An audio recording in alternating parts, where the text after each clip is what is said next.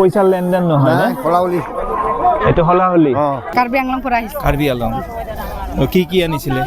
আলুঠি আলু ইমানে আৰু তো নমস্কাৰ আৰু স্বাগতম জনাইছোঁ অন্য এটা ভিডিঅ'লৈ মই আজি উপস্থিত আছোঁ মৰিগাঁও জিলাৰ ঐতিহাসিক গবা দেওৰজাৰ জোনবিল মেলা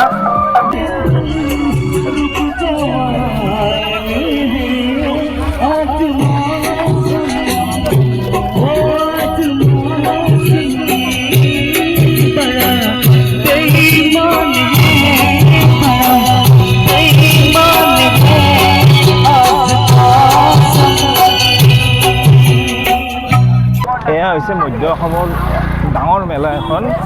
জোনবিল মেলা আৰু জোনবিল মেলাৰ সামগ্ৰিক যিটো পৰিৱেশ আপোনালোকে চাব পাৰে যথেষ্ট সংখ্যক মানুহৰ সমাগম বিভিন্ন জেগাৰ পৰা ইয়াত মানুহ আহিছে আৰু এটা ডাঙৰ বিশাল এটা মেলা হয় খুব এটা ধুনীয়া পৰিৱেশ আজি প্ৰথম জীৱনত দেখা পাইছোঁ এনেকুৱা ইমান মানুহৰ সমাগম মধ্য অসমৰ যিটো মেলা বুলি কয় জোনবিল মেলা সঁচাকৈ আচৰিত ধৰণৰ মেলা এইটো অসংখ্য মানুহৰ সমাগম 16, 17, 18 এই তিনিদিনীয়া কাৰ্যসূচীৰে তেওঁলোকে জোনবিল মেলা আয়োজন কৰিছে আৰু দ্বিতীয় দিনৰ সামগ্ৰিক পৰিৱেশটো আপোনালোকে চাই লওক আৰু আজি এটা বিশেষ বিনিময় প্ৰথা কাৰ্বি আলং বা মেঘালয়ৰ যিখিনি খাচী মানুহ বা মামা মামী তেওঁলোকে আজি ইয়ালৈ আহিছে আৰু তেওঁলোকে পিঠা সান্দহৰ বিপৰীতে তেওঁলোকৰ উৎপাদিত সামগ্ৰী লৈ আহিছে আৰু কেনে মানুহখিনি গোটেইখিনি আহিছে গাৰো খাচীয়া আদি কৰি গোটেই জনজাতীয় বা আন আন সম্প্ৰদায়ৰ মানুহৰ মিলন ভূমি বুলি ক'লেও এইখিনি ভুল নহ'ব চাওক পৰিৱেশ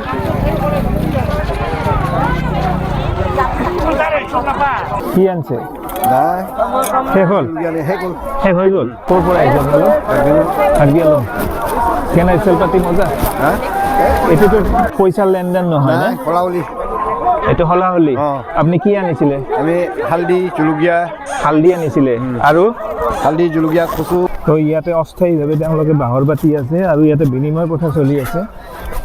এইবিলাক চব কাৰ্বি আলঙৰ মানুহ বা মেঘালয়ৰ মানুহ ইয়াতে আহিছে এই জোনবিল মেলাৰ সামগ্ৰিক যিটো পৰিৱেশ সেই পৰিৱেশটো আপোনালোকে চাব পাৰে এওঁলোক আহিছে কাৰ্বি আলঙৰ পৰা আৰু ইয়াত আহি তেওঁলোকে বিনিময় প্ৰথাত মানে ইয়াতে বস্তুৰ সলনি বস্তু তেওঁলোকে আদান প্ৰদান কৰি আছে আৰু কেনেধৰণে ইয়াতে বিনিময় প্ৰথা চলে আপোনালোকক এই ভিডিঅ'টোৰ জৰিয়তে দেখুৱাইছোঁ এইফালে চাব পাৰে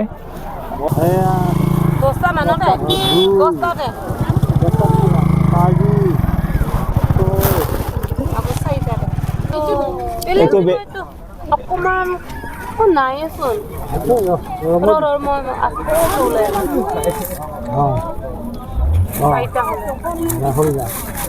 এইটো কে পিঠা কিমান দিলে আপুনি 6টা দিলে 10টা দিছে আৰু ইফালে কিমান দিলে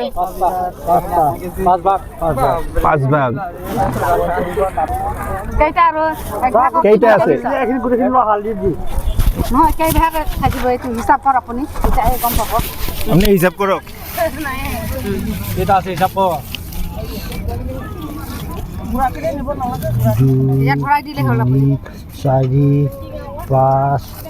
6 ভাগত কিমানকে দিব আপুনি 7টা ধৰি লওক 7টা আছে পিঠা 7টা আছে নহয় দুইটাৰ দুবিলাক এক ভাগৰে দিব লাগে আৰু দুটাত এক ভাগ 3 ভাগ একটাটো নহ'ব নহয় নিমিলিব নহয় এক ভাগ হালধি দিয়া নাছোঁ দিব এই দুভাগ 3 ভাগ নিদিব 4 5 ভাগ খোলা 5 ভাগ কেই ভাগ দিলে 5 ভাগ 4 ভাগ 4 ভাগ দুই কি হালধি ধুই দি পেলাই তেলৈ আনিছে ধুই দিছ 4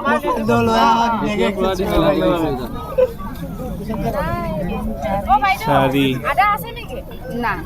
5 4 ভাগ সান্দহ আছে নে নাই সান্দহ আছে সান্দহ লৈ লওক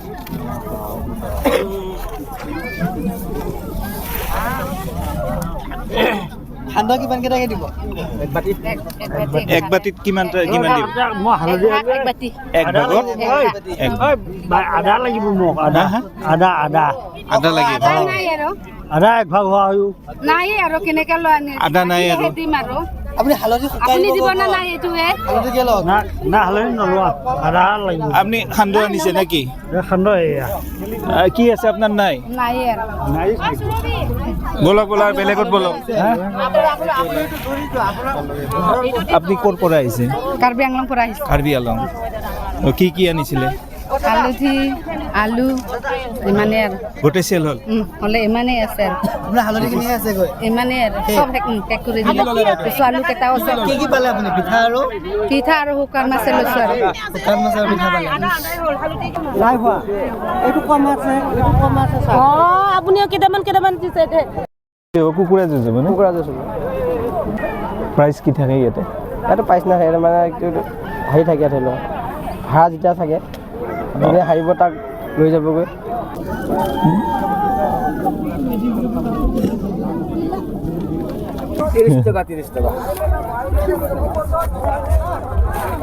ইতিহাস প্ৰকৃত গোভা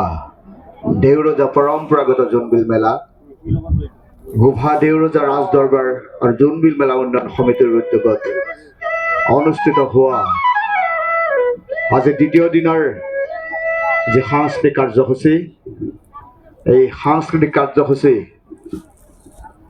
ইতিমধ্যে আমি আৰম্ভ কৰিব বিচাৰিছোঁ ইয়াতে ট্ৰেডিশ্যনেল যিবিলাক ডেন্স আছে তিৱাসকলৰ তেওঁলোকে প্ৰদৰ্শন কৰিছে এইফালে